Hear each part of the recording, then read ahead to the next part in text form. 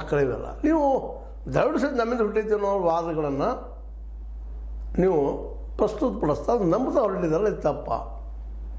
ಹೀಗಾಗಿ ನಾವು ನಿಮ್ಮ ಫಿಲ್ಮ್ಗಳನ್ನು ಚಿತ್ರಗಳನ್ನು ನೋಡೋದು ಬಿಟ್ಟರೆ ಏನು ಮಾಡ್ತೀರಿ? ಕನ್ನಡ ಆದರೆ ಹೋಗಿಬಿಡ್ತದ. ಅದಕ್ಕಾಗಿ ಅವ್ರು ಬಗೆಹರಿಸಿಕೊಂಡ್ರೆ ಪಾಪ ನಮ್ಮ ನ್ಯಾಯಮೂರ್ತಿ ಎಂ ನಾಗಪ್ರಸನ್ನ ಅವ್ರು ಹೇಳಿದ್ದಾರೆ, ಬಗೆಹರಿಸ್ಕೊಂಡ್ಬಿಟ್ರಪ್ಪ ಅದನ್ನೇನು ಬೆಳೆಸ್ಕೊಂಡು ಹೋಗ್ತೀರಿ ಅಂತೇಳಿ.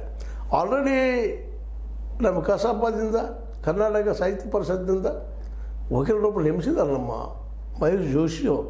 ಅವ್ರ ಬಗ್ಗೆ ಎಷ್ಟೋ ಇರಲಿ, ಬಟ್ ಏನೋ ಕಾಳಜಿ ತೊಗೊಂಡು ಮಾಡಿದ್ದಾರೆ, ನಮ್ಮ ಕೆಲಸ ಮಾಡಲಿಕ್ಕೆ ಇತ್ತಿದ್ದಾರೆ.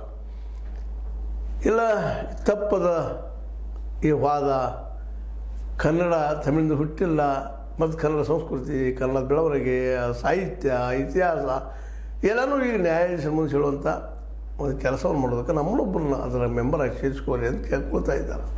ನ್ಯಾಯಾಧೀಶ ಏನು ಮಾಡ್ತಾರೆ, ನ್ಯಾಯಪೀಠ ಏನು ಮಾಡೋದು ನೋಡ್ಬೇಕು ಅದನ್ನು. ಆದರೆ ಯಾವುದೇ ರೀತಿಯಾಗಿ ಅಭ್ಯಾಸ ಮಾಡಿದರೂ ಇಲ್ಲಿಯವರೆಗೆ ನಡೆದಂಥ ಸಂಶೋಧನೆಗಳಿಂದ ಕನ್ನಡ ಇದ್ದಿದ್ದು ದ್ರಾವಿಡ ಭಾಷೆಯ ಒಂದು ಉತ್ಪತ್ತಿ ವಿನಃ ತಮಿಳದ ಅಲ್ಲ ಅನ್ನೋದು ಈಗಾಗಲೇ ಪ್ರೂವ್ ಆಗಿದೆ, ಸಿದ್ಧ ಆಗಿದೆ. ಆದರೂ ನಮ್ಮಲ್ಲಿ ಹೇಗೆ ಒಂದು ಮೂಲಭೂತವಾದಿಗಳಿದ್ದಾರೆ, ಅತಿ ಅಂತ ನಂಬಿಕೆ ಜನ ಇದ್ದಾರೆ, ಹಾಗಾಗಿ ತಮಿಳರಲ್ಲೂ ಇದ್ದಾರೆ. ಎಲ್ಲದಕ್ಕೂ ನಾವ ನಮ್ಮಿಂದಲೂ ಎಲ್ಲ ಡಿಸೆಂಟ್ರಲೈಸ್ ಆಗಿದೆ.